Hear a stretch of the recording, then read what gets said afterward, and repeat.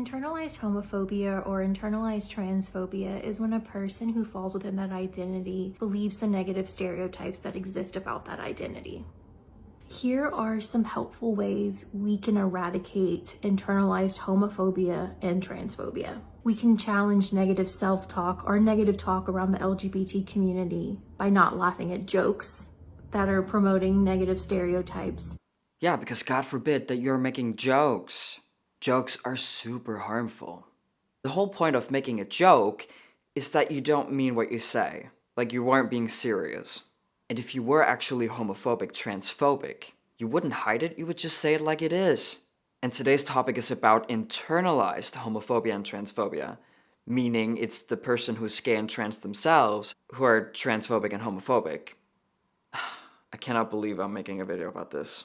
The trans and especially the gender dysphoric experience can be so painful and serious. So us trans people love jokes about what we've been through because we sometimes want to break from all the seriousness. And I have no idea why it's considered to be a problem. If you know me, I make so many trans jokes in real life. And if you're wondering why I make jokes about my transness, it's because it's fun. And I'm not a sad, pathetic human being that doesn't like fun. And by confronting people in our lives who maybe want to perpetuate those ideas. We can promote positive images of what it means to be gay or transgender in 2023. We can also connect to our local communities and meet other people who feel good about themselves and their identities. It sounds like an obligation.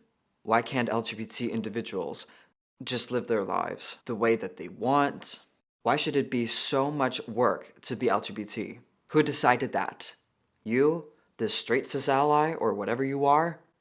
Most likely you are. Being LGBT means that you're same-sex attracted and or you have gender dysphoria. That's it. It doesn't mean that you need to connect to a local LGBT community. It doesn't mean that you need to be an activist promoting positive images of what it's like to be LGBT. No one is obligated to do all those things. It's ridiculous. I'm sorry about the lighting. The weather is weird today. Just because you're same-sex attracted and or deal with gender dysphoria doesn't mean that you belong to any group, cult, political party. If you're looking at other transgender folks and you're telling yourself, I don't want to be seen like that, they do not define me as a trans person, I don't ever want anybody to see me like that, they look like a man who tries to be or look like a woman, they look like it's a woman who tries to look like a man. It's going to be one of those very, very euphoric and very transphobic statements. Keep in mind that if you're having this in your headspace when you look at other trans people, chances are, by very far, this is internalized transphobia. No, my dear, you're wrong. Shocking. While you look so believable and intelligent, you're totally missing the point of what it means to be trans. And you obviously don't understand anything about the gender dysphoric experience. The whole point of gender dysphoric people going through a medical gender transition is so they can look like the opposite sex as much as possible. Because that will alleviate their gender dysphoria, the mental disorder that they can't help dealing with, you know? And they just want to get rid of. Now, there are a lot of people nowadays who claim to be trans, but they're not. They claim to have this certain experience, but they don't. They can't relate to it at all. The people I'm talking about do not want to look like the opposite sex, yet claim to be it. Or they claim to be a third gender, gender fluid. Like that's a thing you can be. They're claiming to be trans and they're the ones getting airtime in the media. Unfortunately, they're representing the trans community. Doesn't it make sense to you that transsexuals with the true trans experience would, out of all people, be mad at the frauds they see in the media who are appropriating their experience? Don't you think it makes sense? Just a tiny bit? Wouldn't you be mad if someone tried to appropriate this really rare experience you've had and lied to the world about it? Trans people standing up for themselves doesn't make them transphobic, and they're not hating themselves due to that. It's quite the opposite. If I as a transsexual truly hated myself for being trans, hated myself in general, I would love to see all these non-binary people, trans activists, making a fool out of all trans people in the media. Oh, I would love it so much, but I don't. For a living, I debunk all the lies the trans community spews. That's how much I care. Not just about myself, of course. It's not just about, oh, I love myself and me being trans, therefore I need to save the image. But me talking about this topic for a living does prove that I do not hate myself for being trans. And I cannot believe I need to clarify that. Yes, transgender people do have internalized transphobia. This is societal shit that got internalized inside of you in relationship to other trans people and in relationship to yourself.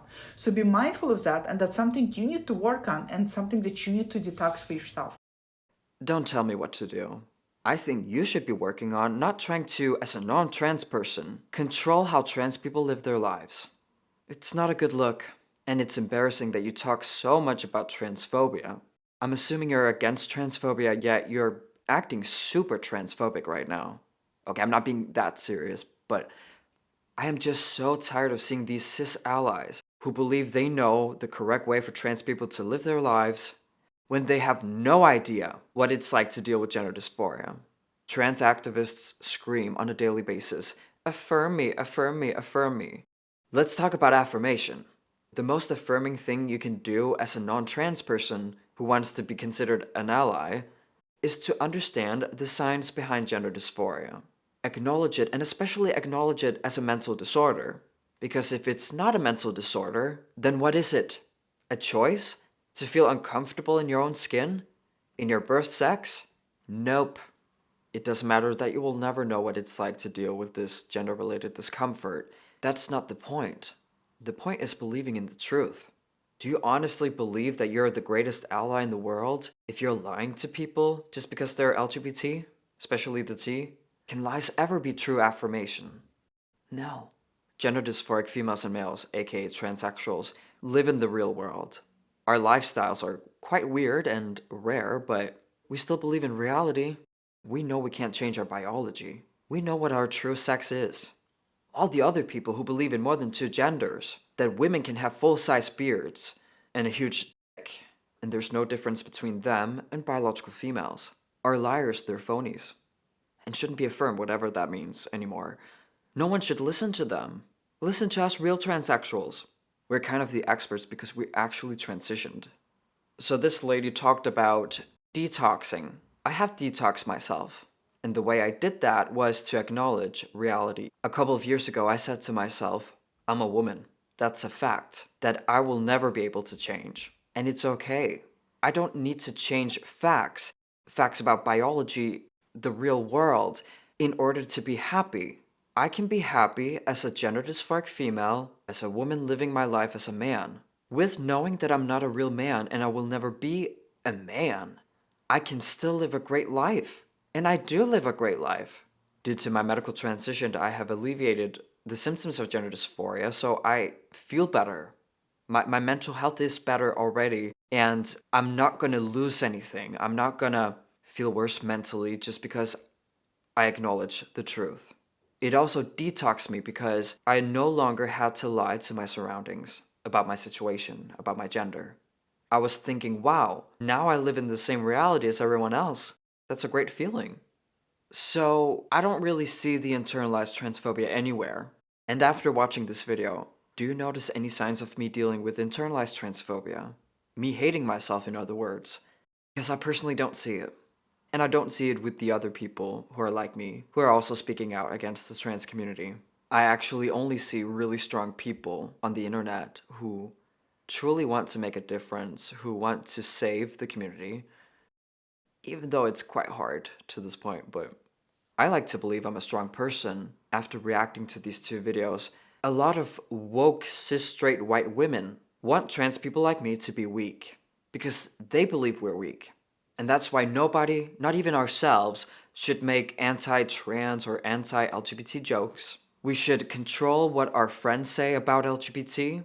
We should be involved in LGBT activism. Why? What's gonna happen if we don't do it? Is the world gonna end? No. And my favorite argument when it comes to this is, if trans people are strong enough to go through a medical transition, they're strong enough to handle jokes and living in the real world.